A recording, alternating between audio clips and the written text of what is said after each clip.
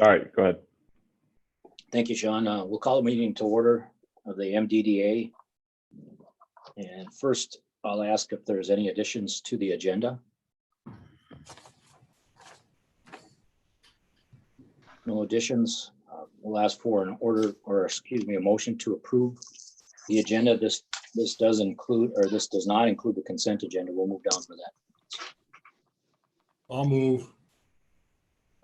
Second. Who's recording? Rebecca, is that you? I am. Who was the second on that? I think it was Nicole. Yeah. So there's a motion and support to approve the agenda with no changes submitted.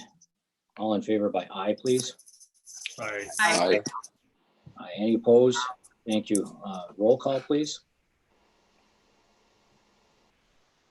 All set on the roll call? Rebecca, Yes. you can kind of indicate it, right? You can see them on the screens. Yes. We have Tony, Jeremy, Mike, Karen, Jim, Nicole, Sean, and Jack present, as well as Sean Hobbins. Greg Potvin is not here at this time. I haven't heard from him as far as if he was unable to attend or not. Okay. Sean, any public for public comment? No. Thank you. We'll move into the consent agenda. Most of you have received your board packet several days ago. Hopefully you had a chance to read it over. The consent agenda would include the minutes from our 3/12 meeting, bills for approval, financial reports, and the 2019 audited financial from, I think, Anderson Tack, if I'm correct. So we would look for a motion to approve the consent agenda. I move to approve the consent agenda. Is there support? Support. See a motion and support. Rebecca, did you get the motion Got it. maker and supporter? Okay, all in favor by aye, please. Aye. Aye. Any opposed? Thank you. We're moving into old business, and it's the land use agreement that was in your board packet. Page, what was it? I think 26 or 27. 27. Can I ask that Sean put that up for us to see, please? Is that okay? Absolutely. Thanks, Sean. Rebecca, it's all yours. Okay. So back in the fall of 2019, we had precipitated a project with Superior Land Oil, which is also better known as the University BP station at the corner of 3rd and Fair Avenue.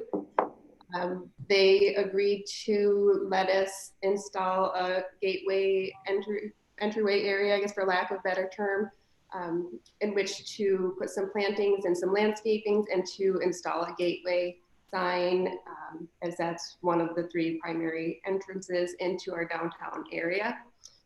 Since that time, the project was put on hold because the BP station had planned on undertaking a larger reconstruction project with their entire parking lot, which they just started construction, I believe, on Monday. So we're moving that project forward. We have had a landscaping plan be submitted to the city as part of the site plan approval. And at this point in time are finalizing a sign design to move that project forward. However, because that property is private property, we do have to have an agreement in place with Superior Land Oil, basically allowing us to use that piece of property for this purpose. So we have drafted the agreement that you see on your screen. It's been sent over to the city attorneys. Ron Keefe took a look at it and gave his go ahead. I did forward it to the property owner who has signed it. So at this point, I'm looking for approval from the board to go ahead and execute that agreement so that we can move this project forward. Just to give you a little bit more background as far as the landscaping plan and the sign design services, that's also part of the approval that I'm looking for at this point in time. You'll see the landscaping plan done by Nagelkirks is $5,995.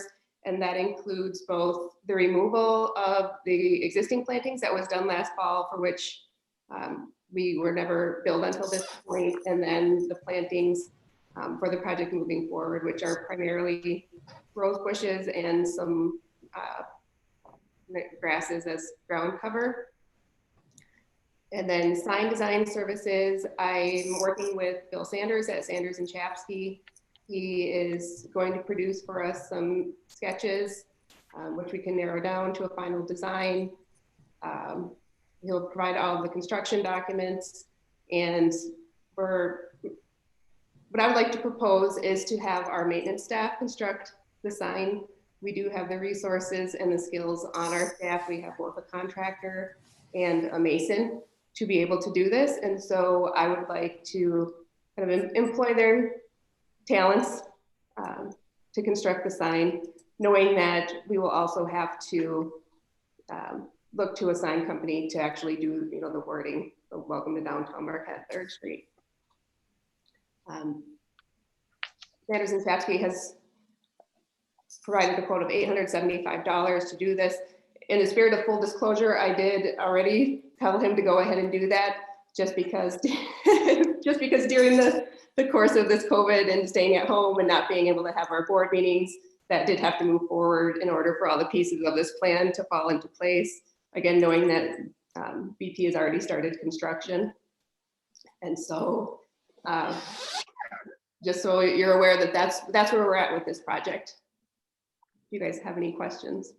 So Rebecca, what you'd be looking for is approval to, I guess, maybe to authorize you to sign the land use agreement and to move forward with the sign design, and also with Nagelkirk's. And I believe Nagelkirk's, or at least this particular piece of property for being upgraded with landscaping, was approved in a previous, I guess this is just reiterating that approval as far as I just don't recall if that's exactly what we did, but I know we talked about this so many times. So I like the idea of our staff doing some of the work. And you said you had a contractor. One of your staff members is a contractor? Yes, he used to have his own construction company prior to working for us. Okay. So board members, I guess I'd look to you. What's your pleasure on this? I'd make a motion to approve the land use agreement with Superior Land Inc. I'll second. So you have a motion and support to approve the Superior Land Agreement. Are you including the landscaping and sign design with that in your motion? I wasn't clear. Do we need to, I guess my question is, do we need to do those separately since we're doing an agreement with Superior Land Inc.? Yeah, it wouldn't hurt, I guess. This is probably not a bad. Yeah. So So we have a motion. Go ahead, Jack. I'm sorry. No, I was motioning to approve the agreement with the land use agreement with Superior Land Inc. And my question is, trying to find it in what's pulled up here. And I read this a few days ago. I'm trying to recall how long that agreement is. Is that in perpetuity unless we give 30 days notice? Is that correct? That's correct. That's correct, Okay. Jack. Okay. So there is a motion and support. Is there any further discussion regarding the land use agreement? Okay, all those in favor by aye, please. Aye. Aye. Any opposed? So I think next step would be to authorize Rebecca to go forward with the landscaping plan and the sign design plan in the form of a motion, if that's okay with board members. And landscaping plan was $59.95, as you can see in the quote, and the sign design $875. I see this as an opportunity to save a little money and then also have our people take some pride in some of the work that they can do around town. I'll make that motion. Go ahead. Go ahead. Wherever. No, you got it, Mike. I support you. All right, I'll make that motion and then Jack can support it. Thank you. So there's a motion and support that approves the landscaping plan and the sign design plan. Is there any further discussion on that motion? I have a question, Becky, on the drawing from Nagelkirk, and this isn't, I'm sure it's not that important, but the sign says, "Welcome to the village." Oh, it won't say that. It won't say that. That's No. all. Because I know there was a lot of discussion back when that was, Good question. so that's it. So it'll likely say, welcome to downtown Marquette and Third Street underneath. Okay. All right. Sounds good. Any other discussion or questions? So we have motion and support. All in favor by aye, please. I, Any opposed? Thank you. So now we're on to, it's still old business in the Bluff Street ramp repairs. We've discussed this in previous meetings, but Rebecca, it's all yours. Okay. At our previous meeting, we discussed that the Bluff Street ramp is in need of some repairs as far as replacement of the expansion joint and also recoating of the protective top coat on the upper level.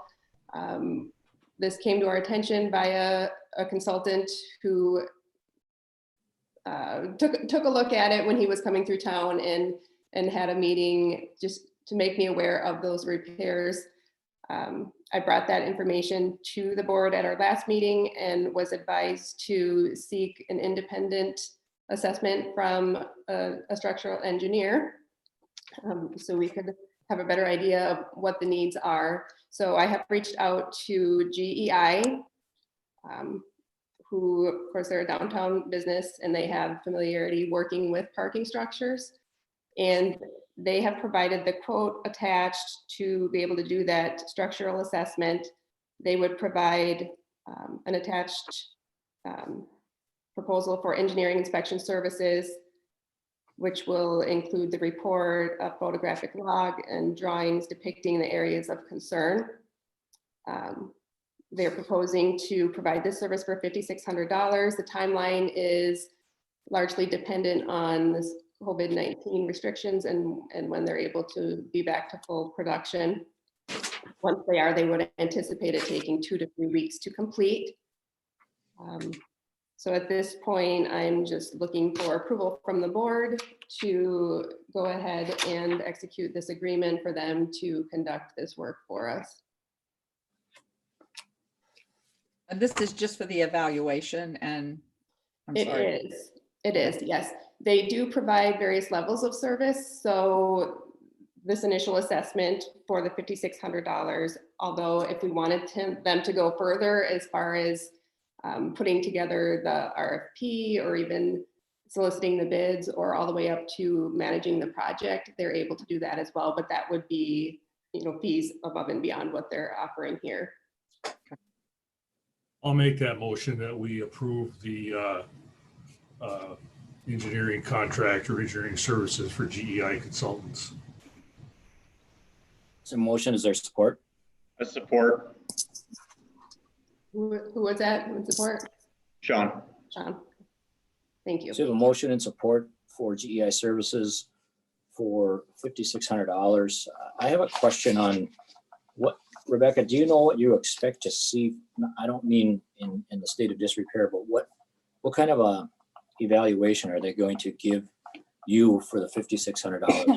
They obviously it's not drawings or RFP yet. We're not at that stage. Are they going to assess where we need to put some investment in the near future, and then it's up to us to put it out to bids? Is that what you're expecting to see for the $5,600? Yes, that's correct. Okay. Thank you. Yeah. Any other questions? I just want to make a comment that we use GEI quite extensively here at the city, and I think they do exceptional work. It's nice, at least from my perspective, that the employees or the people that do this are residents of the city. Some have been around for a long time, so it's a nice. I think it's a good firm to use. Thank you. Any other comments or questions? We have a motion and support on the floor, and that is to authorize Rebecca to go forward with a $5,600 fee for GEI consultants to look at our Bluff Street parking ramp. If there's no further questions, I'll ask for the motion. All in favor by aye, please. Aye. Any opposed? Thank you. Motion carries. Next, we're on to the new business number 1, which is the COVID-19 response. And I know we're going to talk about the survey, but I think if I forget to say this under board member comments, I want to bring it up right now, Rebecca. I think you and your staff have done an outstanding job responding to this COVID-19. You've had some challenges from the early snow in November and snow removal and getting all kinds of calls to basically shutting down the DDA in your office and then a restart. So I looked at some of the protocols that you've put in place for the restart, and my compliments to you. Thank you very much, Tony. I appreciate that. So we'll move into new business then with the COVID-19 response. Feel free to take it away. Okay. Do we still want the agenda up on the screen, or do you want it just to be the people? Board members? I'm fine the way it is. I like looking at it, and I can see most everybody off to the side. Yeah, it's I better. don't have to look at Jim, so I'm happy there. Thanks, buddy. It's almost like being back in the office. Okay, so what I wanted to start with was the survey that we conducted of our downtown businesses to try to gauge the economic impact of COVID-19 on them, on their operations, on their staffing levels, on their financial situation. I did share that with the board several weeks ago. I do have it available here if you want to see the actual PowerPoint. Otherwise, I was just going to go over some of the key findings from that survey. Do you guys have a preference? If I just speak to it, or? Okay. That's fine. Hopefully you've all had a chance to look at it. We've shared this information widely, not only with you, but with the city commissioners, with state legislators, with our businesses, with media. Just really trying to get the word out there so that people understand kind of the predicament that our downtown businesses are in. The results are very sobering, very concerning. At this point, I do want to mention we conducted the survey in April, so it ran from April 16th through the 23rd. So, I mean, at this point in time, this is still very valuable information, but just keep in mind that it is not the most current. I mean, as quickly as things are changing with this COVID situation, this provides a good snapshot of last month. And before I go on, I just want to mention that we are, in fact, today sending out a follow-up survey to our businesses so that we can keep our finger on the pulse of what's going on with them. So there will be continued data coming beyond this, but this was a good starting point to serve as a benchmark, if you will. So we sent the survey out to all of the businesses downtown. We have 410 businesses in the district. We had 67 respondents, which was about 16% of that 410. We asked them at that point, what is the status of your business? Are you currently open? At that point, 67% of them were not open at all. 10% were open, and 22% were open with limited operations in whatever capacity. Some of those included being able to conduct business online, offering the takeout, delivery, curbside service for the restaurants. Some of them limited their hours or decreased their staffing. Some were working remotely, and some, like the gyms and the yoga studios, were able to provide online classes. And to that point, we did ask how many have an online presence, and I was surprised to learn that 61% didn't have any kind of online website or social media. And it really speaks to the fact that those that had those means in place were more readily able to adapt to this crisis. And I guess really shows that that's an area where we could help support our businesses in creating that online presence. That's really very important, especially in a situation such as this. Just to note as well, we did ask how many employees does your business typically employ, outside of this COVID crisis. 80% of our downtown businesses have less than 10 employees, which I thought was interesting. So 17% being sole owners / operators. and 37% having 2 to 5 employees, and 26% being 6 to 10. And then the remainder were larger employees. As far as what percentage of your employees can work from home, 70% said none of them can, which is reflected in the question about how many employees have you laid off, or have you had to lay off employees. 69% did. Of those that did, we said, how many did you have to lay off? And that number is roughly 392, keeping in mind that this is of the 67 respondents. So that's very, very conservative, considering, you know, there are a number of businesses that didn't complete the survey who I'm sure also had to lay off employees.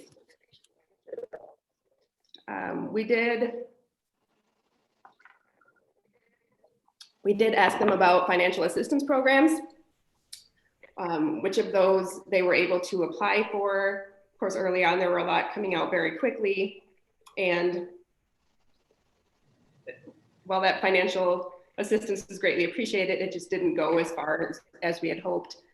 So we did pose these questions to try to garner some information as far as what our businesses applied for, if they received this funding, and if so, which of those programs were they approved for.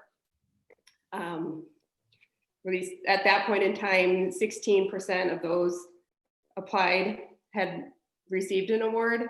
However, I expect with this next round of surveying that number will increase, because there has been the second round of the PPP funding, and it's my understanding that a number of them have received that funding this time around. Also, at the point that this survey was conducted, a number of them had applied for the economic injury disaster loan program, but it's my understanding it took about 3 weeks for them to hear back as to whether they were approved or not.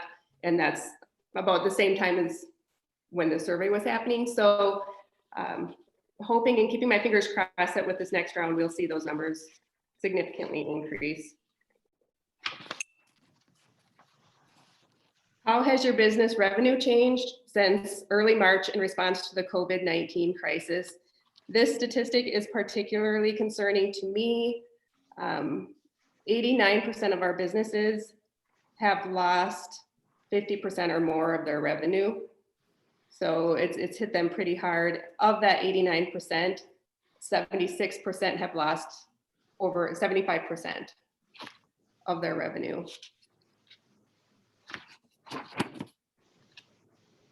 If business disruption continues, how soon will your business be at risk of closing? 27% at that point in time, now again, this was a month ago, at that point in time said within 1 to 2 months, they wouldn't be able to reopen their doors. And just looking at the calendar and our time frame, that's about now, since we're about 8 weeks into this shutdown. So again, looking to this next survey to see if those estimates are true, you know, how many of our businesses are at this point potentially not able to reopen their doors once the restrictions are lifted. An additional 41% at that point in time had said 3 to 5 months. So again, we're coming up on that as well. And just goes to show what dire circumstances we have as far as our businesses and their ability to keep their doors open.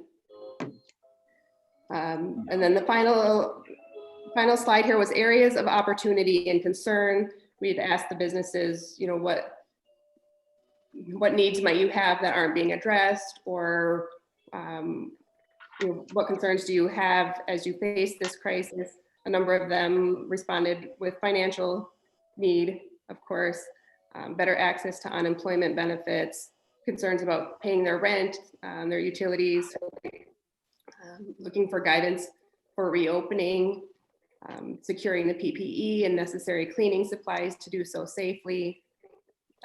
Again, creating that online presence and having assistance to do so. And we were concerned about if we would have to cancel our summer events, which unfortunately we have had to do, and we'll talk more about that later, and consideration for relaxing parking fees. So that's the essence of that survey. If you guys have any questions on that. Rebecca, when does the next survey go out? I heard you mention it, but I didn't catch the time. We'll be sending that out today. Okay, Last time we gave the businesses a week to respond. This time we would like to keep that a much shorter time span just so we can keep up on the information. So we're hoping to have information put together by midweek next week. is there a way to do follow-up with the businesses that don't respond in the, like the first 48 hours? Or is it just that difficult to contact them?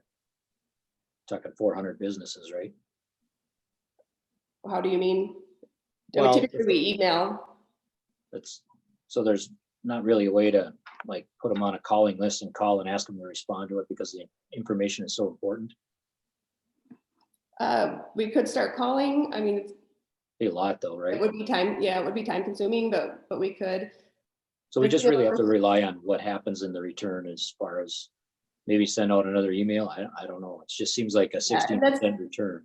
That's typically how we do it, is we send out the initial email and then we'll send a couple reminders just saying, hey, if you haven't had a chance to complete the survey, please do so. Okay, thank you. You're welcome. Other comments, A couple questions, concerns? Tony. Yeah, go ahead. Go ahead, Jim. Well, first of all, I kind of have to get Mike back after that last comment about me. Is at our last meeting, Mike, I asked you about the COVID-19 and you said you don't believe any of that, do you? I said that? You did. Hard to believe, hard to believe. You're freaking, I You're just wondered if you dreaming. believe it now. you're dreaming. No, it's still a communist plot. You know? But I did have a serious question though. I hope I'm wrong, but I think it's going to come back again in the winter. And if we have to go through this again with closing up, do you think there's anything different? Or do any of you think there's anything different we can do as a city or a DDA to make things better over this long winter? Are you asking me or are you asking Well, Rebecca? anyone in general, I guess, because we're talking about comes back, it's going to be worse than what it was this time. So, but My plan is to be retired. oh, there you go. So, no. Plan is always to be retired. You've been retiring for 10 years. I know. You guys need me. I can't help it. I guess we haven't looked that far down the road. I haven't. A lot of it's, what I generally tell people is that, there'll be a new normal. Okay. And I don't mean that it'll be, something like we're going to be robots or something, but,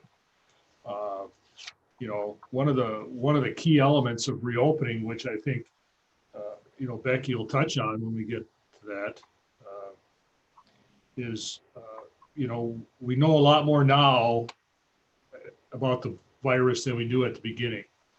I mean, at the beginning, we were just taking extreme measures, this, and this. And I think now, at least my effort is going to be to, and it's been going on, is convince my employees and others that, we may be in a world for a while where we have to wear a mask at work, or we have to wear, we have to have protective screens, and we've installed a lot of that here. And I mean, those are the kind of things I'm able to speak to now. I mean, as far as financially, obviously there's all kinds of, efforts out there for money to be available to people. And it's almost to the point where it's hard to keep track of them. Because what I see happening is, and this happens a lot, is that for each federal program or assistance program that comes out, there's 20 companies that will help you file for that money or get that money. And it really confuses things. So I think, there's a lot of unknowns yet. We're going to have a hard time with our budget next year, just because of the state revenue sharing that's going to be hit. A lot of it based on gas tax, based on income tax, or not income tax, but sales tax. So, you know, we're going to be going through our budget process, and I anticipate a lot leaner budget for next year. I don't know if that answers your question or not, but, you know, Becky, you got something, thoughts? That's a good question. I think that we have a pretty solid plan in place as far as our preparedness and response plan. Should we have another cycle of this later on in the year? You know, at this point, it's difficult to say, again, with things changing so quickly with this virus. And as Mike mentioned, as we do learn more about it, I think really the best answer is just that we'll continue to monitor the changes as closely as we can and just adapt as we need to, you know, staying with our plan, which we'll discuss here in a moment. Has anyone contacted you, Becky, about, there was a discussion on Facebook about opening the streets up to restaurants in the summer. And I thought, you know, maybe we could talk a little bit about that since they're probably gonna be contacting you. And I've seen comments about turn the street back to one way and close the streets. And, you know, they were gonna ask the DDA in the city to look into that. Yes, I have had a number of conversations about that already with a variety of people, with business owners, with that idea has even come along from the city commission, from some of our own directors. I know Tony had been in contact with somebody who was inquiring about that as well. Traverse City is implementing such a project on the 100 and 200 block of their front streets downtown. The idea being that by closing that section of street, it would allow for businesses to kind of spill their operations out into the street, knowing that they're going to have to comply with social distancing requirements. And in doing that, it could greatly reduce their capacity to have customers in their stores and in their restaurants. And so by allowing them to come out onto the sidewalk, even into the streets, they would be able to, you know, spread customers out more as far as, you know, tables for restaurants, or to have outdoor merchandise displays for some of the stores where, you know, outdoor sales might be a safer option than being in an enclosed facility.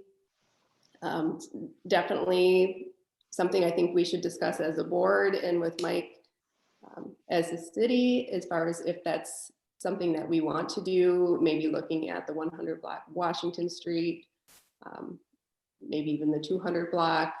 I think one thing that we have to consider is that we do have such a large district that we obviously can't close down all of our streets. And knowing that we have these areas within our district that have their own unique character, how would we kind of address those needs in each of those areas? 3rd Street, for example, is going to look significantly different. So their needs would be different.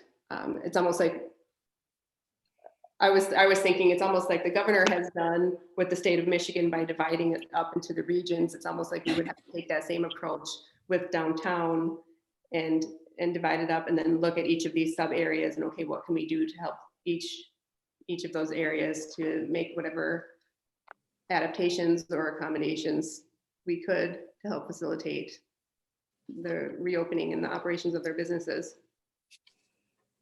Hey, Becky, I know you sent me, did you send me an email specific to closing the streets? And Yes. Did I respond? No. Oh, okay. I got to remember to do that. I sent you the information and said, just digest this for a little bit and then we'll okay. talk. All right. I mean, from my perspective on that, if it can respond, I think it's certainly a good idea, and I'm certainly willing to work with the DDA to make that happen, should we decide to do it. But going back to just a step before that, I mean, we're kind of tying a lot of this. You'll see it in the next item that we've got a phased in or a tiered in plan to reopen, which, you know, the DDA's is somewhat similar to the cities. And Becky and I have been working pretty closely together on this. And you know, a lot of it, well, at least up until May 28th, from my perspective, it's dependent on the governor's stay-at-home order. We're all hoping she lifts that, and if she lifts that, certainly that'll give us a little bit more breathing room, a little bit more flexibility to do more things, but not maybe everything. And you know, I suspect, because I'm also in a conversation actually later this morning with other managers in the county, that if the governor extends beyond the 28th, you're going to see rogue stuff happening. I mean, Becky mentioned the 8 districts or regions that the governor identified, but she's painting every one of those with one brush. She is not, for example, letting the UP do what the UP wants, because the UP is a different animal than Detroit. At least not yet. I think there's a lot of pressure to do that, but she's not bending there. And I don't understand why, and I don't know all the details, but I suspect, because you're already seeing it at the level of our representatives, for example, they are teaming up, Democrat, Republican, whatever, in the UP to convince the governor that we as a UP should be able to go our own way as far as opening up and, and addressing these things. So I'm hoping on the 28th, at the very least, she identifies the regions and says, you know, UP or not Detroit, you can go to this level, or I'm open, I'm lifting the stay-at-home order, except for maybe some bullet points where Detroit might be different. And if that's the case, and you'll see again, you know, we've got this tiered plan that I think, at least from the city's perspective, you're going to see, you know, parks opening up. I mean, you're going to see a lot of things improving and opening. So, but I guess my broader point is that if that doesn't happen on the 28th, I think we might be, I mean, people are going to, I'm being kind of overstating it, but you're going to see very upset people. And there's going to be not riots, I don't think, but there'll be a lot of pressure from public, businesses, you know, governments. That let's do something here, because the governor isn't exactly giving us the flexibility. If that, I hope that makes sense. So, does that help answer your question, Jim? I kind of rambled. I'm sorry. That's great. Yeah. And Sorry, Jim, guys. My computer went on the fritz for a second there, so I joined back in on my phone. Becky, unfortunately, I missed a lot of the survey results that you were talking about, but I did read it. You know, and our business kind of had the same feeling and the same struggle that we've been going through. And as far as it comes down to opening things up on the street, you know, there's a couple ideas that have been discussed among the local DDA restaurants so far. And, you know, that's maybe the use of public picnic tables, where we would all still maybe do to-go food, but there's more community seating. So it's more accessible for people to get their food and not have to go home right away, where there's like open seating. One of the largest concerns is alcohol on the streets, because alcohol is where restaurants make a lot of their money. And so with just doing takeout, you're really restricted to like that 5%, you know, or 2.5% profit off your food. And so if we were to allow restaurants to use this street as seating or extended seating of their businesses, you know, how would that relate to alcohol? Would you need special permits? Would it just be a blanket thing?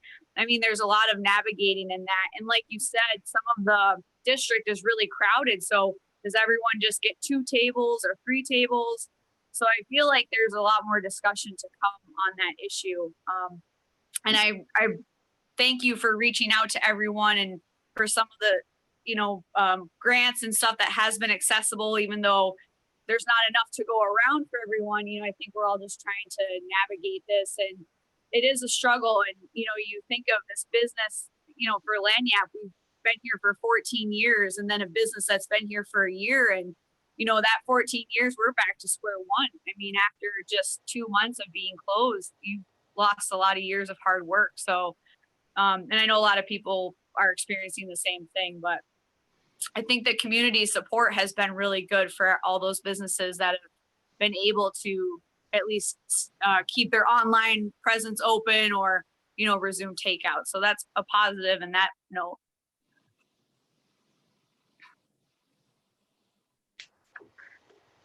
As So- far as a readiness type situation, when Jim was saying something about next year and that things may close down again over the winter, as far as DDA and a readiness campaign of sorts, would it, and maybe you've done this, Becky, I don't know, because I don't have a small business here, but letting businesses know what is available to them out there, where they need to file, maybe having some kind of seminar in the meantime to make them more comfortable with that filing processes for aid, just to get them ready if this does come back, to where a lot of businesses, I think, feel like fish out of water. They've never had to do anything like this, and the whole aid thing throws them for a loop. So if we were able to put together something that went out every couple of weeks, the new aid programs that had come up and what was available to them, and in the meantime, show people how to apply for that aid and take them through that process, so that they're familiar with it. And I think if people can act, if they can do something, then some of the fear at least they know that they've got a direction to go in to try. And we have been doing that, Karen. We've been sending out emails pretty consistently to all of the businesses with any kind of financial program that comes available, any other guidance as far as reopening, business toolkits. Partnership's been putting together a lot of good webinars and information as well that we've been sharing, as well as, working directly with some of the businesses, communicating with them via phone, email to provide some of that guidance.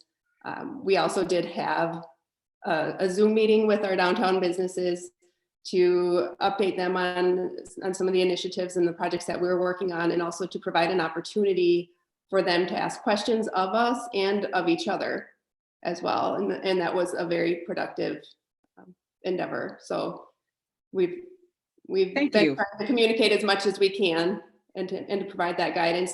As far as the PPP program, which is one of the more popular or sought after funding opportunities, for those applications, they do have to go through financial institutions. So I don't know if Sean and Jack, if you guys could speak at all to the number of applicants that you guys worked with or are working with currently. Yeah, I mean, we had a lot of applicants. Obviously, the initial rush, the money ran out pretty quickly, and I think most financial institutions had a lot of applications written and ready to go, but the SBA closed their portal, so it was kind of a waiting period for the next group of funds to be approved. As soon as they were approved, and I can only speak for my institution, but we got every single application that we had taken in and we're ready to go through approved and the money too. So, that was wonderful. Yeah, I think that was our experience. The second round of funding, we got all our applications in too. The first round, right, it went so fast that some of our clients got shut out, but it's my understanding that those funds are still available from the second round. The average dollar amount in the second round has gone down to about $30,000 per request. So they're getting a lot smaller, but there's still money available. So it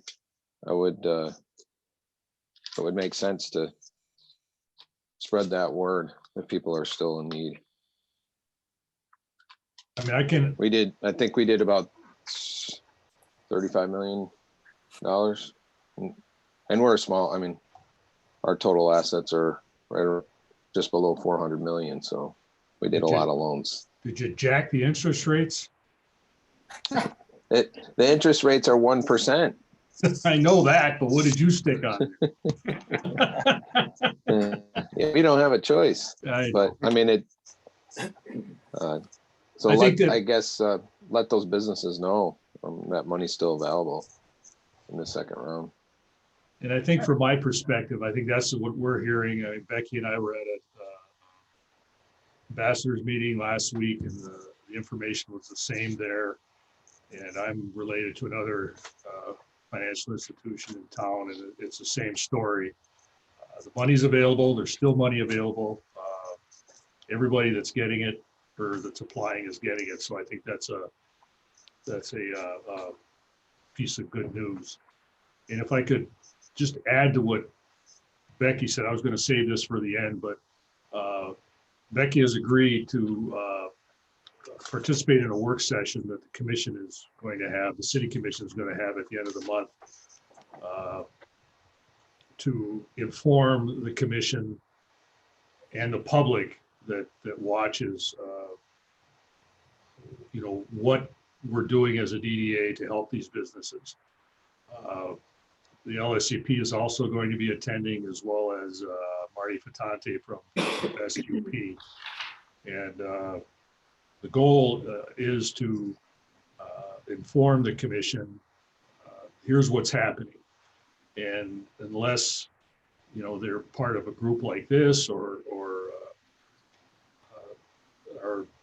some part related to a financial institution, I mean, they don't have any idea that how hard people are working and how hard Becky's working, for example, to help the DDA. So,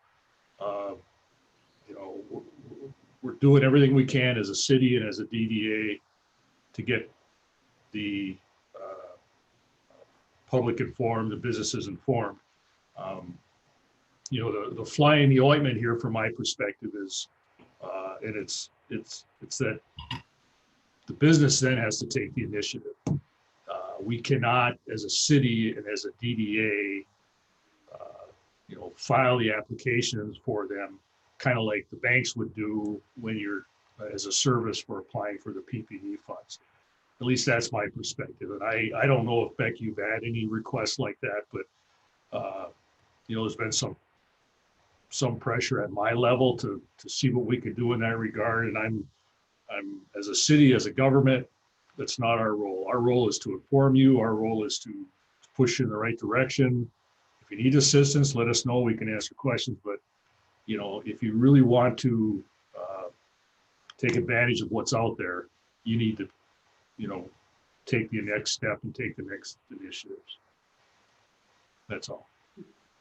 Well, Rebecca, I feel obligated to get us back on our agenda here, and I'm not sure that, I think you finished the survey and we touched a little bit on some of the reopening plan and emergency policy.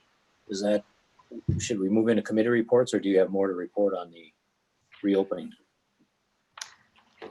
Well, I'll keep it short, but the only other thing that I really wanted to mention with the reopening is, just as Mike said earlier, that we've been working very closely with him and with the other department heads in the city to create this tiered reopening plan. So just to provide an update, and I see Sean's got it up there for us on the screen, as far as where we are specifically at the DDA, we are in tier 2, which we're going backwards from that initial tiered plan that we used to close down. And what that means is that we are all back working on site. For 5 weeks, we were home with the administrative staff working remotely. We brought everybody back here. Maintenance staff is out on the street, giving downtown the good spring cleaning, using all necessary PPE and safety precautions, working individually so as to not be violating any social distancing requirements. Here in the office, the 5 of us are working in the office. We are not open to the public at this point in time. So we're pretty isolated here. Again, using our masks and keeping everything cleaned very consistently, very frequently. We have had one employee who has requested a leave of absence and has been approved for the May, was it 14th, 15th, when that stay home order was It's supposed to expire now with it being extended to the 28th. He's requested to be extended with his leave of absence. Other than that, we're back at full staff. Everything's been going well. Happy to report that. You'll see, Sean, if you could scroll down a few pages just to the emergency policy. Keep going. There we go. This primarily came from the city. We plagiarized a little bit with permission. Hey, you didn't ask me, did you? No, but Jen said it's fine. Oh, okay.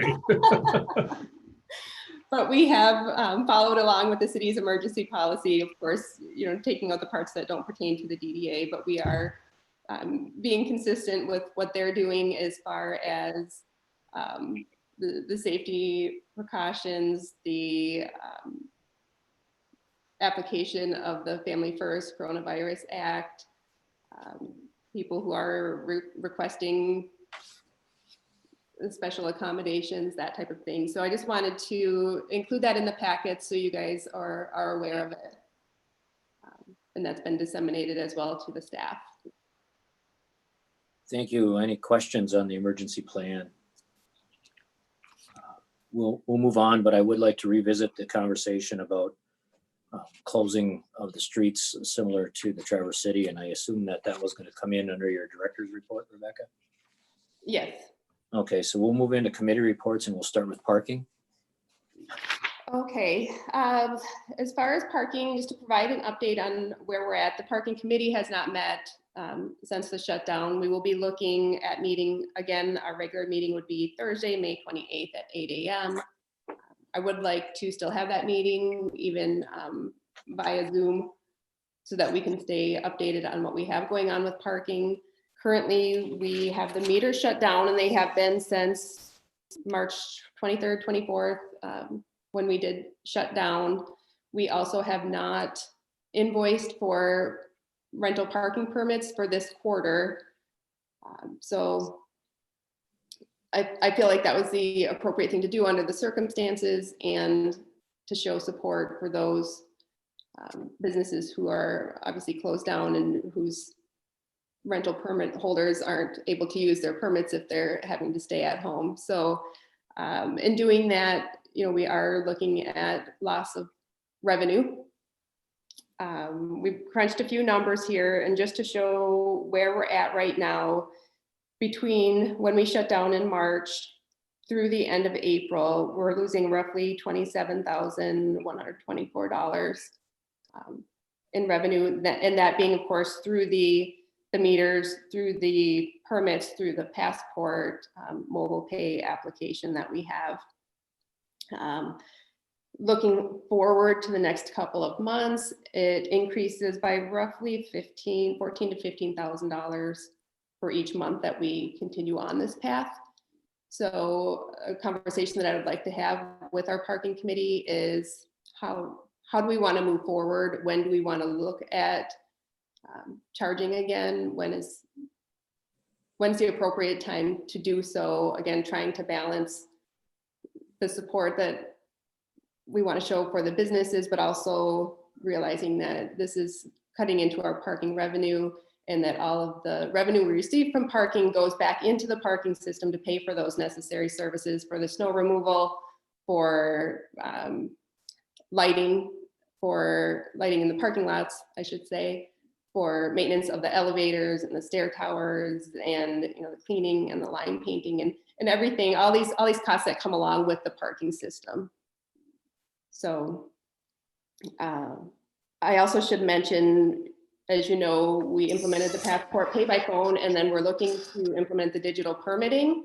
That has taken a bit of a back seat at this point in time out of necessity because, in essence, we've taken a step backward as far as where we were with parking, and now we'll have to, again, transition to get back to where we were, and throwing in another component of change at this point in time just doesn't feel appropriate.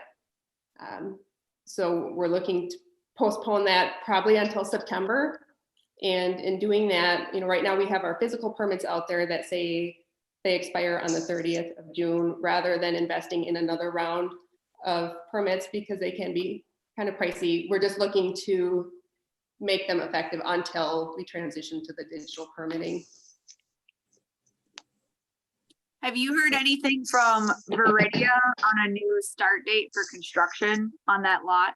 I have not, no. Mike, do you know anything? Do you have an update on that? I'm sorry, I was listening.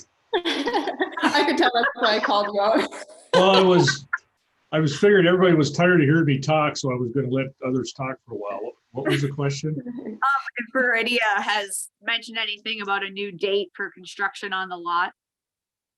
No, we haven't heard a thing. They were trying to get a variance to go up an extra floor, which was denied. And I think they were redesigning their building is what they were doing the last I heard, but I haven't heard anything since. All right, I guess we could move on to the farmer's market. Can I just ask one question? Sorry. Sure. Regarding the parking. Mhm. Do you know what the monthly variable cost that may be able to be eliminated if we don't charge parking at this time, and how much that would bring our loss down? As far as some of these parking services we're providing, or? Yeah, well, as far as the cost that, that would be eliminated that we can just eliminate, or is that your current run rate with elimination of, I'm trying to figure out what the variable cost would be besides human resources. I don't know if there's anything else that we can cut out of that. I don't believe there would be. I think that's pretty bare bones right now. Okay. I can take a closer look at it. It's a big number. It is. Yeah, it is. Anything else? Thank you. Move into the farmer's market, Rebecca. Okay, we've got a lot of changes happening with the farmers market. Farmers Market Committee met at the end of April to discuss how to move forward with a farmers market under COVID-19, knowing, and I'm sure you guys have all been there before, that the market can be a pretty busy, popular, congested place at times. And so we really had to take a look at how are we going to open up a market this year, and to do so safely and responsibly. In short, what we've decided to do is to open up with an online only market. And so we've been working on getting a platform up and running wherein customers would be able to go to a website to place their order. Vendors will have already uploaded what product offerings they have available to customers. That customer will place their order. The market vendors get sent what they call a pick list, so they know what they need to pick of their crops to fulfill those orders. And then what Saturday morning would look like is more of just a pickup location, where inside the Commons building, we would have all those orders sorted and labeled and ready to go, so that customers would come in and we would have it staggered by last name to try to avoid large crowds. And so maybe from 10 to noon, it would be the first half of the alphabet. And then from noon to 2, the pickup would be for the second half of the alphabet. But those folks would come in, limited number inside the facility. If we have a line outside, they would be spaced 6 feet apart. Thankfully, we have that large plaza. So if there is a line, we can accommodate that. But they would come in, they would talk to the cashier, make their payment if they haven't already done so online, pick up their order, and then head out the other door and be on their way. So it's certainly not going to look like our traditional farmers market, but we feel like this is the necessary way to go at this point in time, knowing that should things change as the summer progresses, we could then look at going back to a physical market and putting in place, whatever parameters would be necessary at that point in time, again, to do so safely. So that's where we are with the market. Right now we have it scheduled, so we'll start within the next week or so with online ordering happening starting next week, and then we'll be looking to hopefully have the pickup the week of the 23rd. That Question? had to be a big job. Congratulations on that. Thank you. I give a lot of credit to Sarah Johnson, our new farmers market manager, who's in her first season on the job and has been thrown a lot as far as having to basically create a new format for our market on the fly. So she's been doing a lot of great work in that regard. Let me comment that was a wonderful hire, I think. She's a little spitfire. I mean, really into this, really knowledgeable, really energetic, and not to, again, criticize the previous person, but it's 180 degrees, I think, different and 100% better. Yes. So, Attitude. I'm sorry. Good stuff. She's very passionate and like you said, very knowledgeable about all of this and very willing to take things head on and figure out how we're going to make this work and find a way to implement it. So, Yeah. and I think she has no problem telling the farmers what's on her mind, you know, and how we should do things. And right. It's been great that way. So, Anything else? Moving to business development and promotions. Okay. We did meet with our business development and promotions committee while we were shut down. We had a virtual meeting to discuss what is our summer going to look like as far as events downtown. And as I'm sure you guys are aware and are hearing from almost all summer events, that we have had to cancel Blueberry Festival and the first at least 2 months of Music on 3rd, June and July, leaving the rest of the series, which would be August and September, open at this point. And we'll continue to monitor that situation. And also the Classic Cars on 3rd Street event that would normally take place in August. For that one, you know, that's a fundraiser and it requires a significant amount of solicitation for sponsorship that we just didn't feel was appropriate to be doing, you know, asking businesses to sponsor events at this point in time when they're facing other significant hardships. So in response, because obviously our promotions and events are going to look drastically different this year as well, much like the farmers market. So we have been brainstorming some out of the box ideas, or, you know, how can we continue to promote downtown when we don't necessarily want to be inundated with folks downtown, but we want still the support for the businesses. So a lot of our focus has shifted to online promotions, Facebook type events. We're looking at doing we're calling it a lookbook, basically highlighting featured items from different businesses with a theme, say for Father's Day or Memorial Day or date night or whatever that may be. We're working on putting that together right now. We do have 2 billboards that went up that we had contracted for last year, one in Menominee and one in Munising. So of course we had to be careful in our messaging for that as well. And so what we did is we posed it as brighter days ahead for one of them, and the other one is everything's waiting for you. Like, here we are, here's downtown Marquette. We want you to come when it's safe to do so. We're here, we're ready to welcome you back. Tara in our office, our events and promotions coordinator, has done a good job with our digital downtown Marquette platform. And what that is a page on our website dedicated specifically to COVID-19 and what businesses are doing operationally. They're able to update that in real time if they decide to open, if they're open for curbside pickup. As things change and they're open in various capacities, they can update that form on the website, and then we keep that updated on our website daily, just so people know, again, in what capacity they can engage with the businesses. Rebecca, I have a question on that. So on our website, does it have restaurants that are open, what their times are and how to get their food? And the restaurants, it's their responsibility to contact you if they Correct. chance reopened or what their hours are and what they're doing? Yes.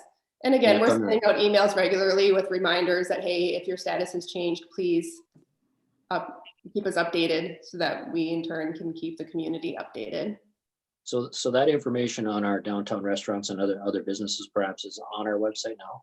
Yes. Okay, thank you. It's on the homepage. There's kind of a horizontal bar across the top where it says Okay. Digital Downtown Marquette. You would just click on that. Okay, thanks. That's great. Great information. Thank you. Anything else on the promotions and business development? Just that we are still hoping to pull off a downtown drive-in event. Doing some research to that as far as if it's something that we could do. It seems like an idea that might be able to bear fruit under our social distancing restrictions if people remain in their cars. And we could provide some sort of an incentive to order takeout from the restaurants and then come on down and enjoy the show. So that is one event that we're hoping to still be able to pursue. Again, are doing some research right now to see if we're able to do that. I love that idea. I do too. I think we could really have some fun with it. And Yeah. it would provide a good outlet for people to get out of the house and come and do something downtown, and again, just engage with downtown in a time that we otherwise can't in the original capacity. You know what I mean? So Yeah. yes. So that's it as far as business development and promotions. So we'll move into the director's report, but let me ask, I think we're going to talk a little bit about, the closure of streets and opportunities for our downtown businesses, but does anybody have to leave the Zoom meeting? And that might rearrange where we put that discussion. I don't see anybody raising their hand or saying I have to leave. So Rebecca, go ahead with the director's report. Thank you. Okay. I did want to mention there is a new opportunity, or a couple of new opportunities that came up just yesterday, late afternoon, as far as funding available to apply for business assistance. And they're both through the MEDC. One is geared more specifically to downtown businesses being able to create a patronicity crowdfunding site, and then the MEDC will match whatever funds they're able to get contributed. So that, that's something that we're sharing with the businesses, but that would have to be initiated by the businesses on their own behalf, to create this crowdfunding campaign. So that's a great opportunity. I'm more excited, however, about the other one that has been announced. It's called Match on Main COVID-19 Response Program. And it's opening up today. Applications are due the end of the month on the 29th. And basically what it is an opportunity for DDAs to apply for funding up to $50,000 in grant money. And then we in turn would award grants to businesses. And they said it's a minimum of $2,000 per grant, up to a maximum of $10,000. So that could be helping 25 businesses with $2,000, or it could be helping 5 businesses with $10,000. But how this program is going to work is we'll have to reach out to the businesses to find out who is interested in being considered for this funding. And then they have some paperwork that they would have to submit back to us. And then we would sit down and look at all of those applications and employ a scoring matrix, similar to what we did with our Facade Grant program, kind of narrow down those that would fit within our application parameters. And then we as the DDA would compile all that information and submit this application to the MEDC. And then they hope to announce the recipients of the grant funds on June 10th. So that is an exciting opportunity. It's something that we're going to jump on today. Mike, I believe this was what you had mentioned earlier as far as some additional resources that are available for the businesses. So Beautiful. we are on it. We're going to do the best we can to secure this funding and to help our businesses in downtown Marquette. You're making me look good. Thanks. Rebecca, I think. And thanks to the MEDC for providing these opportunities too. I just want to put that out there publicly. Yes, Tony. Yeah, that's great. They're able to do that. There might be some people that are on our DDA board that may want to apply for this match on Main. So might have to look into how that could happen or would happen. Obviously, the matrix that you set up would determine that. We've had that before, but we want to make sure that we're aware of that. Yes. Very good point. Are there requirements that are for businesses, or is that just still evolving? Let's see here. It says as far as eligible businesses, it would be those affected by the COVID-19 outbreak, which would basically be everybody. It has to be for-profit, so nonprofits aren't included in this. It has to have less than 25 employees, but as we noted from our survey results, the majority of our businesses are 20 employees or less. It has to be within a traditional downtown. They cannot have received the MEDC previous small business relief program funding, and that was one of those initial funding opportunities that came available shortly after the shutdown. So any business that was able to secure that funding wouldn't be eligible for this funding. So, I mean, I think it would be open to a majority of the businesses downtown. Great. Speaking of grants, I just wanted to mention too, our local facade grant program that we've had through the MEDC that we've been working on for the past couple of years. You know, we had our 10 projects last summer. We ended up with roughly $30,000 left that we had planned to go for another round of applications for smaller projects. If you guys recall where we were with that program, we were ready to go live with our second round of applications right when this COVID-19 shutdown occurred as well. So I have not at that point pursued it further. Thinking again, with the financial hardship of our businesses, I don't know that this is the appropriate time to be putting that out there. You know, if they're having concerns about keeping their doors open, I don't know that they would be able to invest in facade improvements at this point in time. We do have until September 2021 to finalize our projects. So we do have a little bit of time if we want to push that out to kind of see how this plays out a little bit. Keeping in mind though, that we do have a short construction period for this year and for next year, but I think we could still make it work. But just putting that on the back burner for now until we have a little bit healthier environment. And I mean, other than that, if we want to open the conversation back up about possibly closing down the streets, like we talked about earlier. Well, I'd like to discuss that, but I'd like to hear from, you know, our businesses. I see some real pluses with it, but I also see some businesses that wouldn't be able to take advantage of that. You know, 3rd Street for one. Mm-hmm. Some of them have parking lots and some do not. We have downtown businesses that probably could take advantage of it.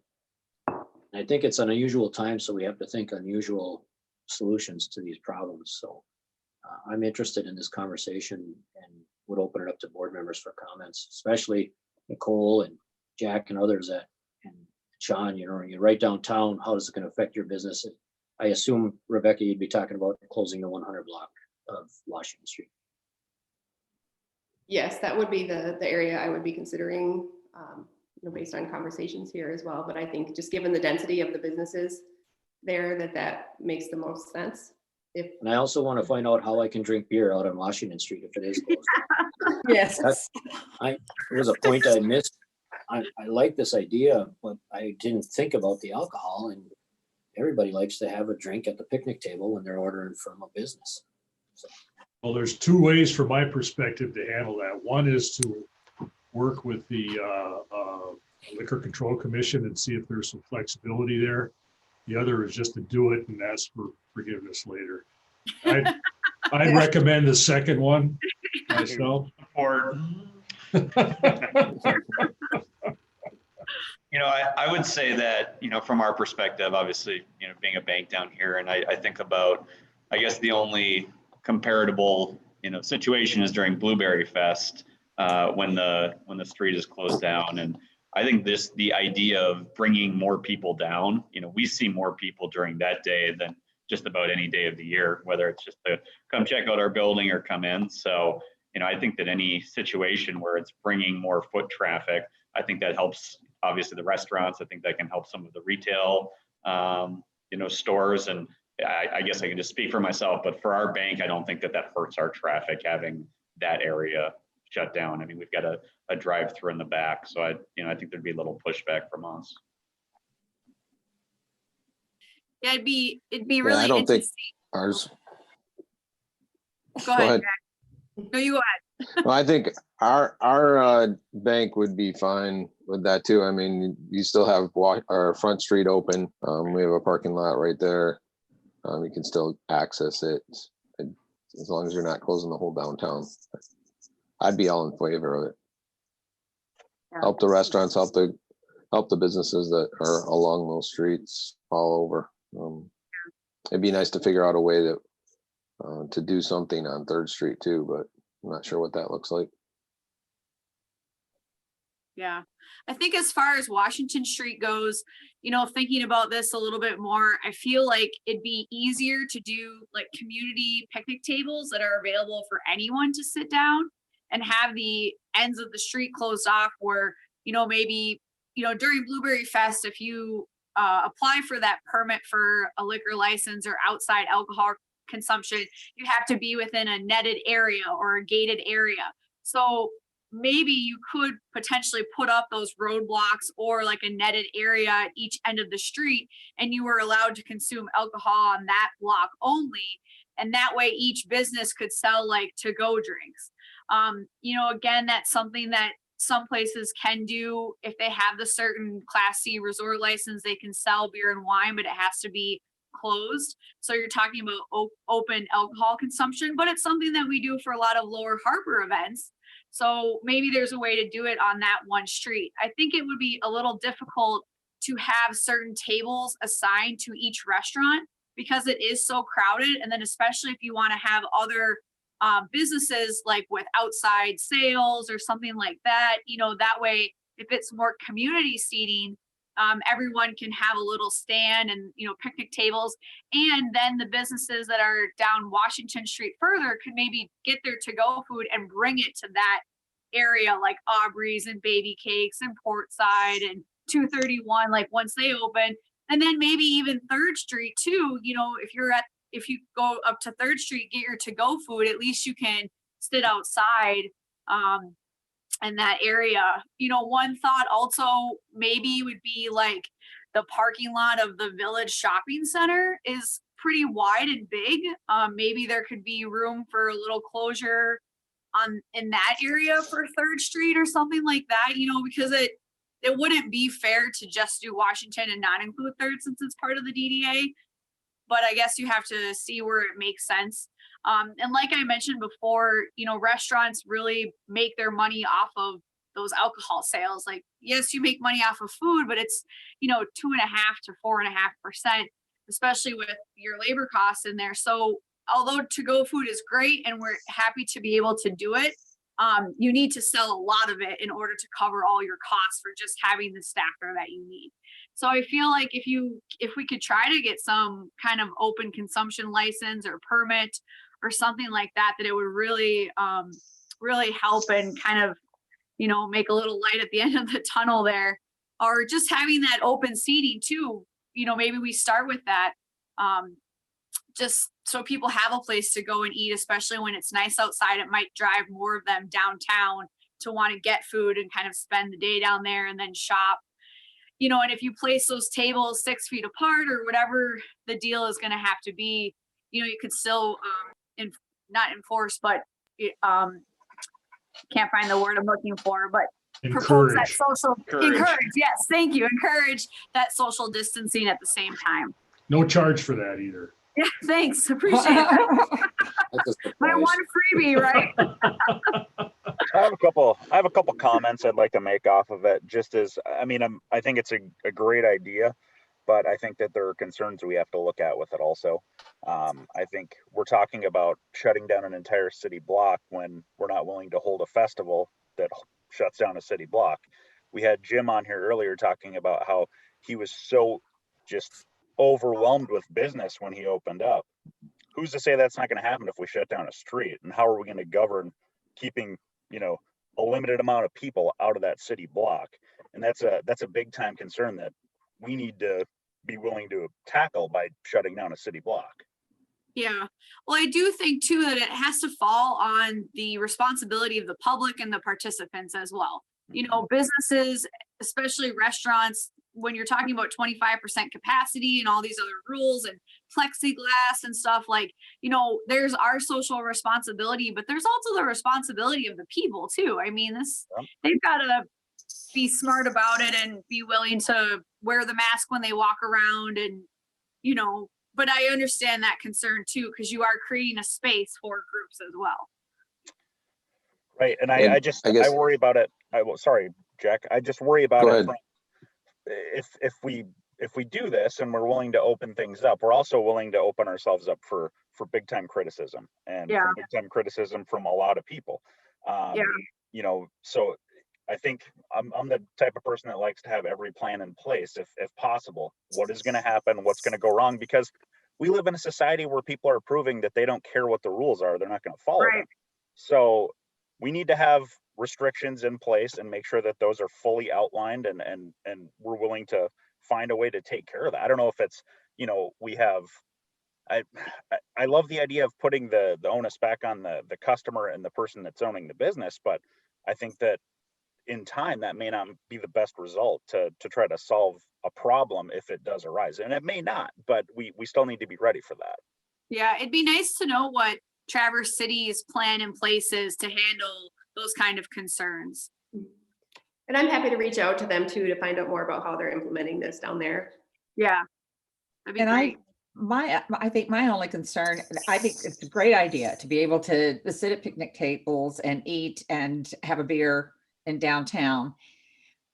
The only, and it's just a problem you would have to probably get out in front of, if you're going to do that on Washington Street and you're closing off just Washington Street, then you're saying, and these are the only ones who can sell alcohol, which is the biggest moneymaker. So then you're closing that down to what's Elizabeth's going to say, what's Portside going to say, I can only sell food, I can't sell alcohol, so you're going to get some of that pushback whenever, and I'm not saying don't do it. It sounds like a great idea, but you need to be prepared for what you're doing and get out in front of that. Yeah, and if those other businesses did sell alcohol, but you were only allowed to consume it in the closed off, fenced in area, but it is hard to regulate that. It's hard to police it. Does Right. it turn into this free for all or whatever? It's hard to navigate this all. Yeah. It will be a free for all. I mean, it's not a bad And thing, Mike, it's summertime. Well, in that discussion on Facebook, another restaurant owner had brought up about, okay, are you going to close down the streets in front of every restaurant in Marquette? Because if you don't, then the restaurants that have the street closed outside of them have an unfair advantage over the other ones, which is a good point. And are you going to close this every day for the whole summer? Is this going to be something that's going to be set up overnight, or are you going to bring all your tables and chairs back in, or are you going to be having servers wait on them out there and bringing things out there? What if it starts raining and you don't have any cover? Where do all these people go? There's so many issues to look at, from our point of view as restaurants, that, what do you do with all these people if it starts raining and they're your customers? They can't come inside because you're already at capacity. So then where do they go? Yeah. Do you serve them in disposable containers? Do you put your china out there? there's so many issues to think about if we're going to get into this. Is the city going to allow these streets to be closed like indefinitely and, to have them closed overnight so that you don't have to keep putting barricades up and taking them down? I think too, Jim, you have to think about the delivery services that have to access Yeah. that street. Yeah, well, and people parking in, if we're lucky we have a parking lot, but a lot of these restaurants, downtown especially, if you close the street off and, parking's already tough down there, where are you gonna park? That kind of puts them at a disadvantage also. Yeah. The other thought of this maybe is doing something with the Lower Harbor where it's just a community place that there's extra tables set up where you can take your food down there and advertise it that way, just another thought. I guess, Mike, I'd like some input on the law enforcement side of things. I mean, because I'm sure you're going to get a group of people that are going to carry a 30 rack of beer and sit down at a picnic table, and you're going to have drunken disorderly. And I mean, maybe that's something we need to talk to police about, but I think that should weigh into our decision as well. I think one of the things I get concerned about is we can find a lot of reasons not to do this, but I think we can find a few good reasons to do this. One concern that I have is the length of time. Our next meeting is June 11th. We lost, if we decide to go forward with this or authorize Becky to explore it at least, we lost a big chunk of the season. We might be right back to opening up businesses at the end of this month. And if we wait till June 11th to make a decision, there's so many things that all of you have brought up, concerns and inconsistencies, and what do we do about this? Is there going to be restroom facilities? And I mean, there's just a lot to consider, but at the same time, if it is something that could be doable, my preference would be to authorize Becky to at least look into this. And if it looks like it could be something that could be done, send us an email. And I don't know if we want to vote by email or call a special meeting, but I really think we should explore it. And if it says at the end of the day, we just cannot do it because of regulations, or maybe we can do it on a limited basis. I understand all of the issues about, and there's some that we're not going to plan for. There's going to be issues that we're not going to plan for. And I like Jeremy's point, we're trying to be prepared. We weren't prepared for what happened to us. So now we have to look at every possible angle that we can, but there's going to be something that's going to come up. And there's a lot of reasons why we shouldn't or couldn't do it, but I think it should be explored. And I think we should authorize Becky to move forward with it, at least to see what some of the issues might be. Maybe the city just absolutely says there's no way you can do it. And I like the idea of fencing off both ends, but then what do families do? And I don't know. So there's a lot of reasons not to do it, but I think there's a few good ones to do it. Jim, I sympathize with 3rd Street. Most businesses do have a parking lot, and I'm not sure what you would do, Jim. For instance, if you just put up a tent in your parking lot and served people outside, and you still have your businesses or you're still able to pick up food as you do now, and you had a tent outside set up, or maybe even 2 tents outside, are you allowed to serve alcohol, or do you have to get a special permit for that? And I do picture servers coming out from certain restaurants talking to the customers, but that's just my thought. I don't own a restaurant. So go ahead, Jim. Well, and if people have parking lots and you can serve in the parking lots, I guess that, that's a different issue than serving in the streets. But, in my parking lot, I don't know if my parking lot partner would let me do it, as Mike knows. So I don't think that's going to be a possibility, but Okay. the whole liquor LCC issue is a big thing too. And I know I had just talked to them about doing takeouts. I'm trying to get a takeout license right now, and it's the same procedure now as getting a regular liquor license. So you have to go through inspections, fingerprints, all this. So it's not just, you can't just add it on anymore like you used to be able to do it. And you can do beer and wine, but you can't sell any liquor to go. I know like in some states you can sell cocktails and glasses. People want to order a specific drink and they can order it and take it out, but you can't do that in Michigan. So, of course, things can be changed, but, like, just if you were closed for a month and your licenses and you're supposed to put it in escrow, well, they did change that so that we don't have to do that anymore. Yeah. Can I add something to this discussion too? I mean, I'm willing to support Becky looking into it, but it just occurred to me that if there's so much going on here, I personally think it's going to be impossible for her to come up with a great doable scenario. Jeremy alluded to it, that we live in a society where people do not care about the rules. I mean, I experienced that with our parks. I mean, the word came out that we should go out and exercise, go out and enjoy the outdoors. Well, everybody did at the same time. And it forced us to take some drastic steps.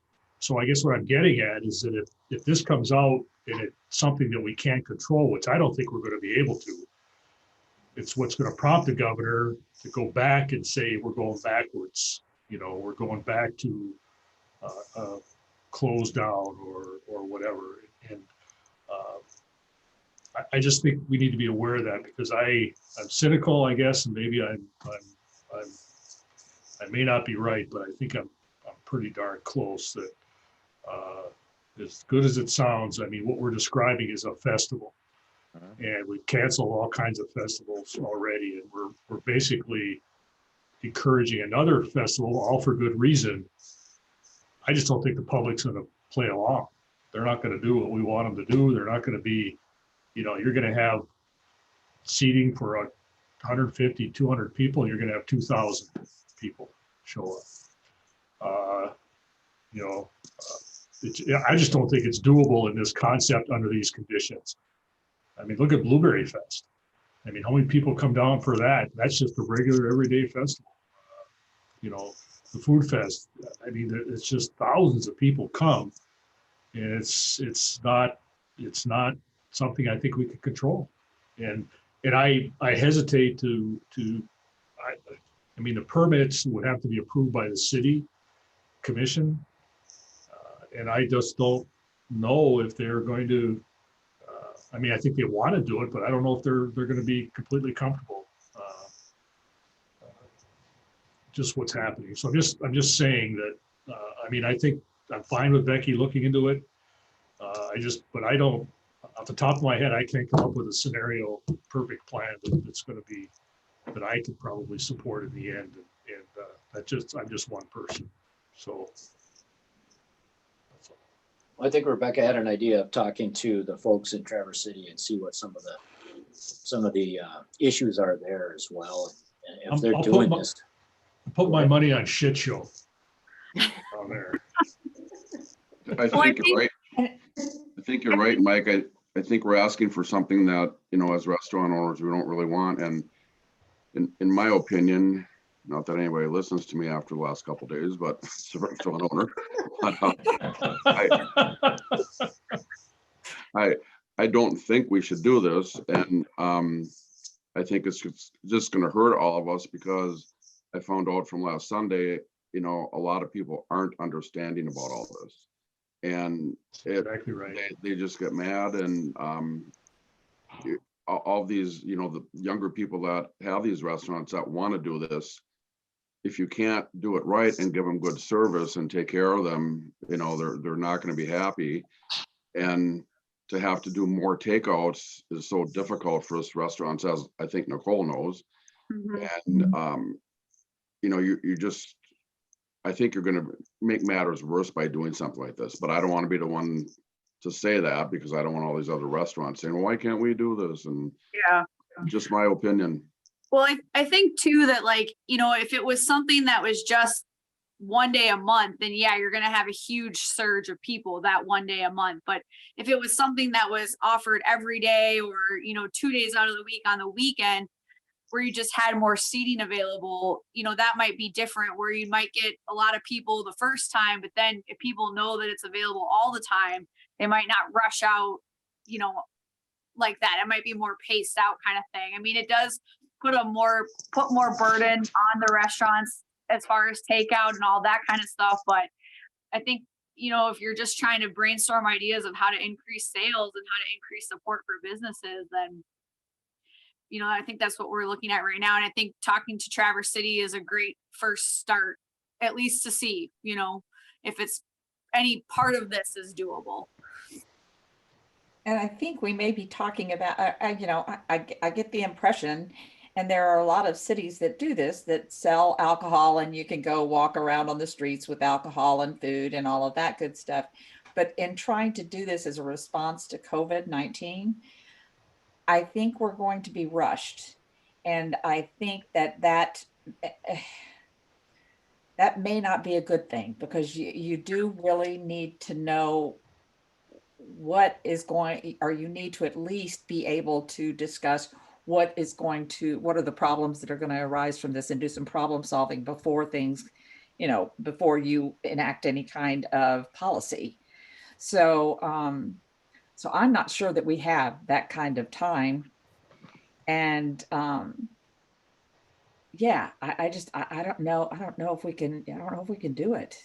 I'm not saying that I don't want it to work. I know there are a lot of communities where tourists can walk around with alcohol on the street and food on the street, and there are benches and there's outdoor seating, and it's just second nature to them. So it's not the festival type. It's an everyday tourist feel to it. But I think doing this in response to COVID, we're going to get that festival feeling, and it's going to be overwhelming. So I'm not sure. I'm not sure. The Other other thoughts, board thing members?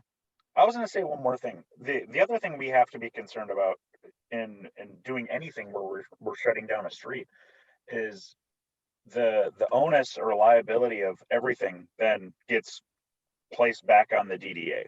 So if, God forbid, somebody does catch COVID in this town and makes a stink about it, saying, hey, I was downtown where the street was closed, and I think I caught it where all these businesses were organized, that onus doesn't fall on the individual business at that point. That onus falls on this organization, because we shut the streets down and allowed for this type of event to be continuously taking place. So I think that's something else we have to, weigh. I'm all about finding ways for especially our downtown restaurants and businesses to make more money. I just don't know that cutting the street down is the smartest thing to do in response to COVID-19. When you said the survey is going out today, correct? Yes. Is there anything on that survey that gives our downtown businesses an opportunity to, I guess, have some suggestions of some outside the box thinking? I mean, Nicole mentioned the picnic tables, and obviously all of our goal here is to help those businesses. I think it'd be interesting if we asked them, like, hey, what are some things that the DDA could do moving forward that could potentially support you? And maybe they have an idea that we haven't even thought about, or just give them that voice for them. Yes, that's a good point, Sean. And we do have a question on there that says exactly that.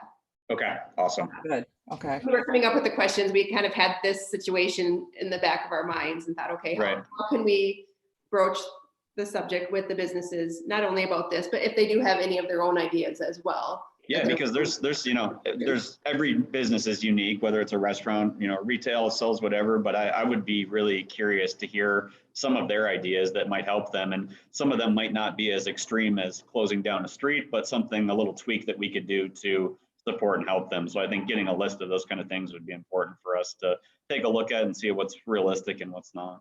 Yes, and they may have some ideas and suggestions that we haven't even considered. Yeah, exactly. What might be born of their responses, so. Exactly. Other thoughts? Just one more quick thought. Sure.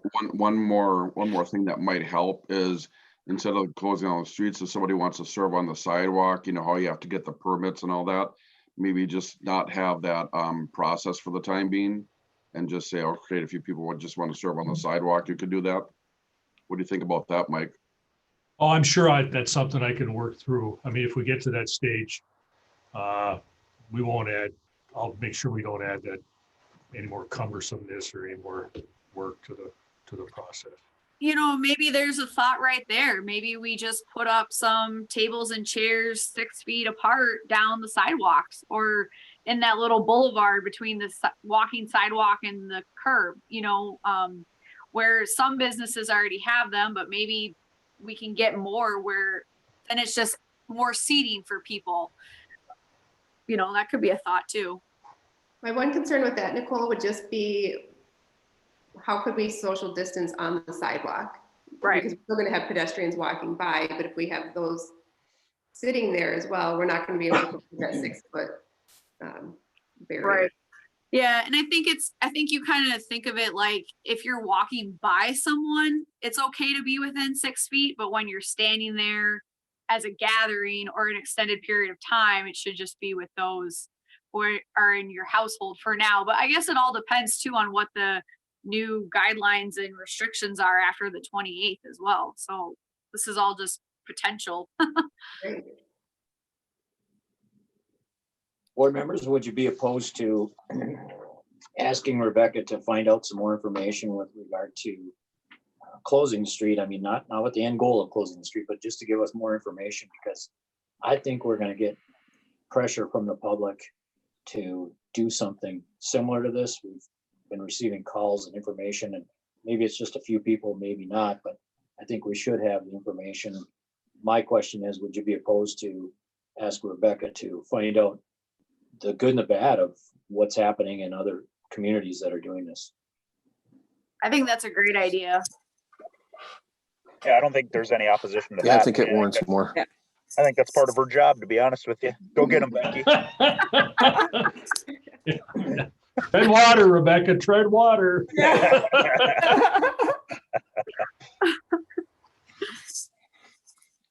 No, I'm fine with that too, but I honestly can't see it working just because of my experience with the public over the last 8 weeks. That's all. Well, you bring up a good point, Mike. I think we're seeing that in other areas too, where they opened up beaches and they had to shut them back down immediately after that because they were overwhelmed. And it might be just the first so-called wave of people that have been cooped up for so long, they want to come out and do something, and then they overwhelm the system. So I'm sure that's it. I mean, it'll all level off, after some time, but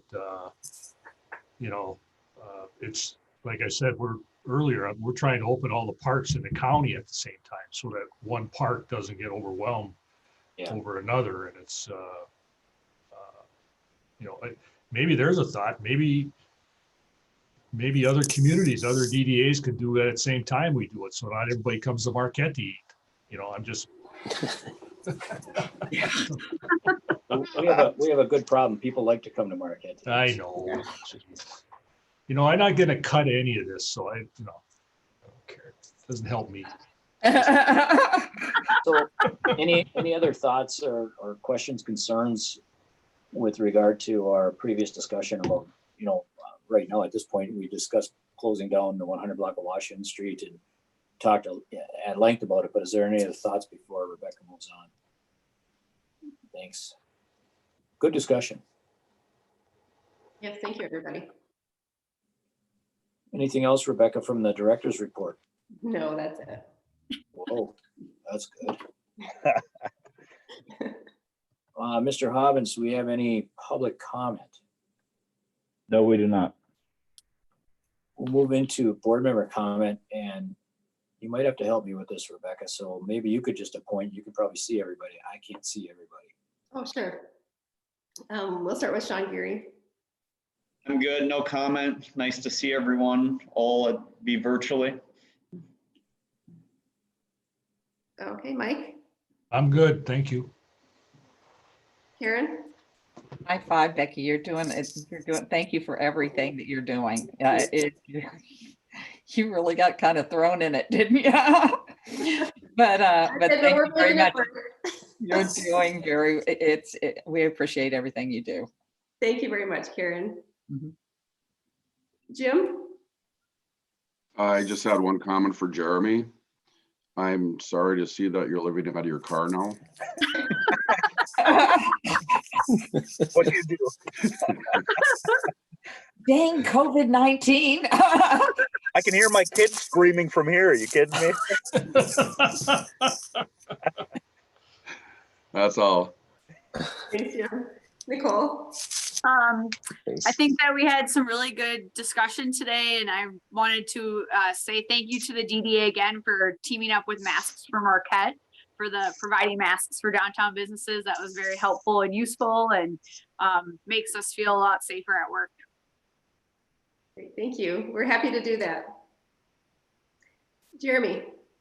Yeah, I just want to say, Becky, awesome job. I'm glad to still be getting the emails from the DDA, just with all the updates and everything that's going on. I think you've been doing phenomenal, and your whole team has.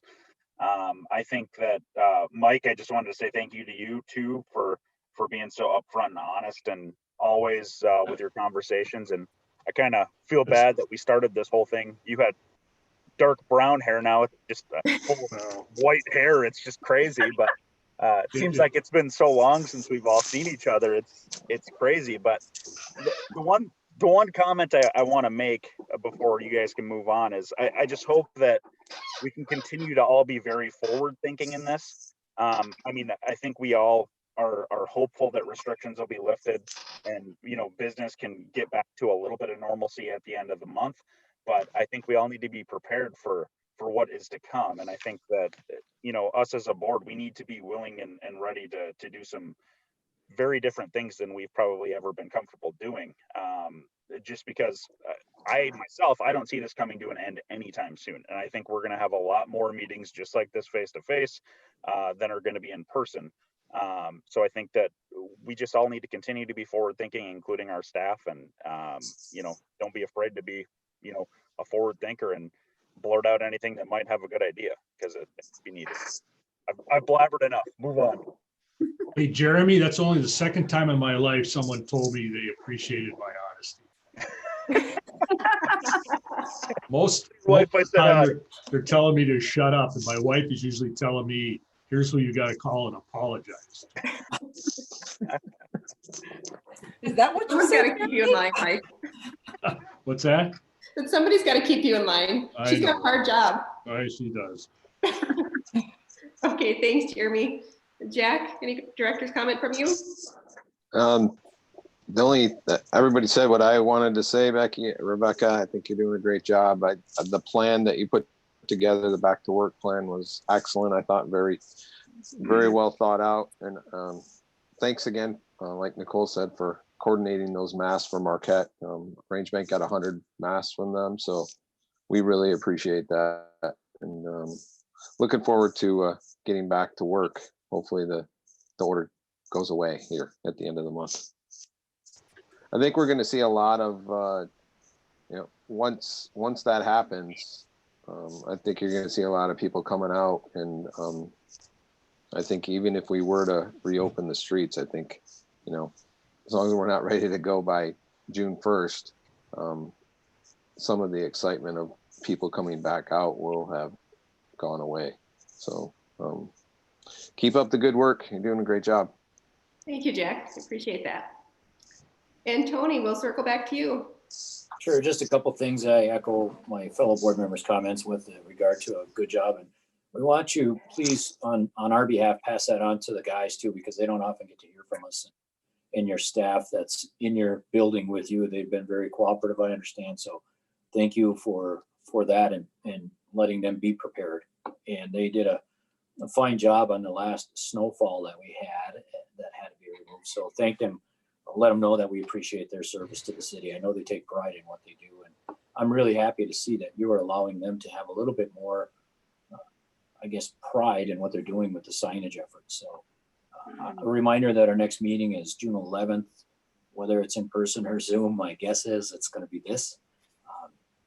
I have a meeting planned for June 9th, and that'll be a telltale.